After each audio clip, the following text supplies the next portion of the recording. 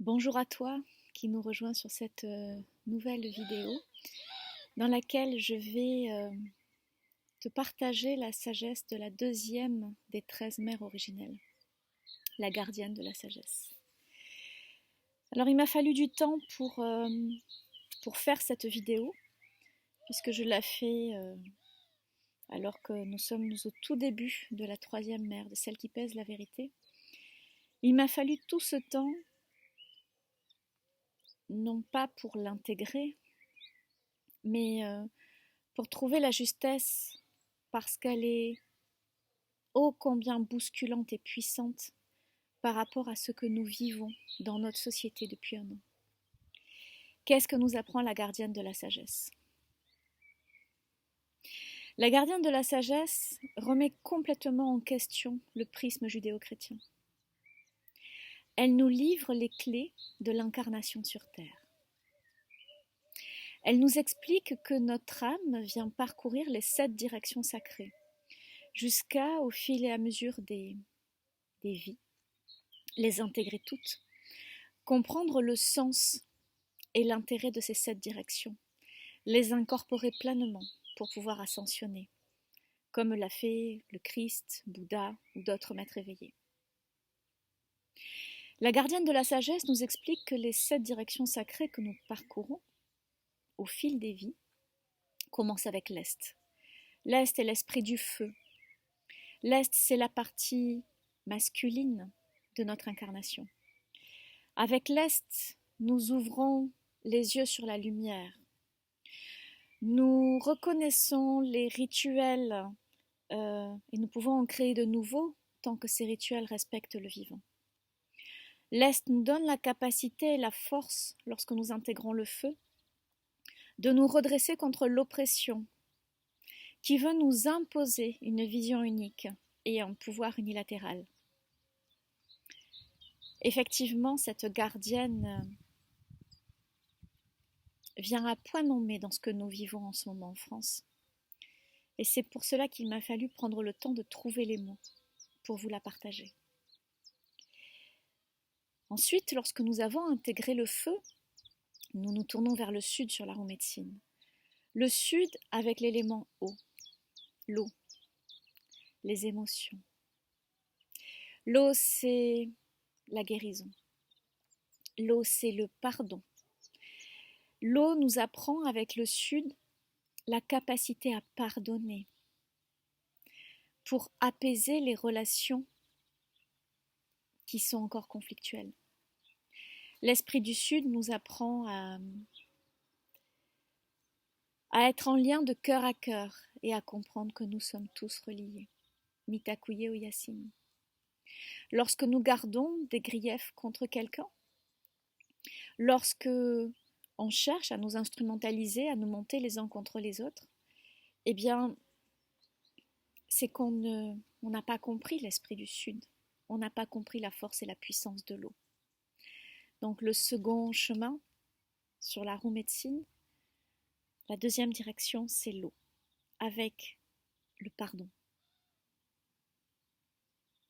C'est ce que le Christ essayait de nous dire quand il disait « Lorsqu'on te frappe sur une joue, tends l'autre ». C'est pas tant subir, mais c'est pardonner, parce que l'autre est mon frère et ma sœur en humanité. Et parce que je me rends compte que moi aussi, j'ai des choses à transformer, à améliorer, alors j'accueille et j'accepte que l'autre est en chemin. Et que c'est peut-être pas dans cette vie qu'il transformera, et c'est ok. Vient ensuite la troisième direction, l'ouest, la terre. La terre, c'est l'esprit de la transformation. C'est l'amour inconditionnel. La terre, c'est comme les feuilles des arbres qui tombent et qui se transforment en compost, en humus, et qui va nourrir les arbres pour donner encore plus de fruits, encore nourrir encore plus. La terre, c'est la capacité de transformation, de guérison que nous avons tous. La capacité de transformer nos ombres en lumière. Cette capacité indéfectible, c'est à nous d'aller la chercher. Et la terre nous aide à la transformer avec les huttes à sudation. Et puis, nous nous tournons vers le nord, l'esprit du vent. Le vent, c'est la capacité à nous sentir reliés et interconnectés. Le vent, c'est l'esprit du nord. Ce sont nos ancêtres.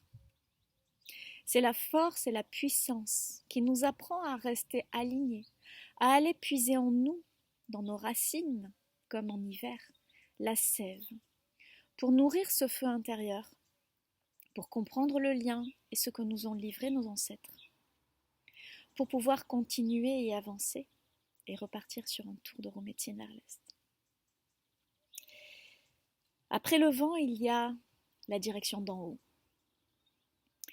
La direction d'en haut, c'est notre connexion aux étoiles et à l'univers, à la mère Père Source originelle.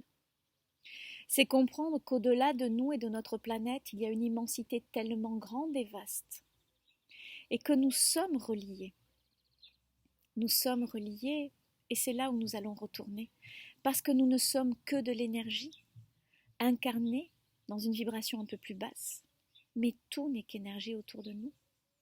Nous portons les étoiles et les planètes à l'intérieur de nous, et nous sommes reliés à l'univers entier.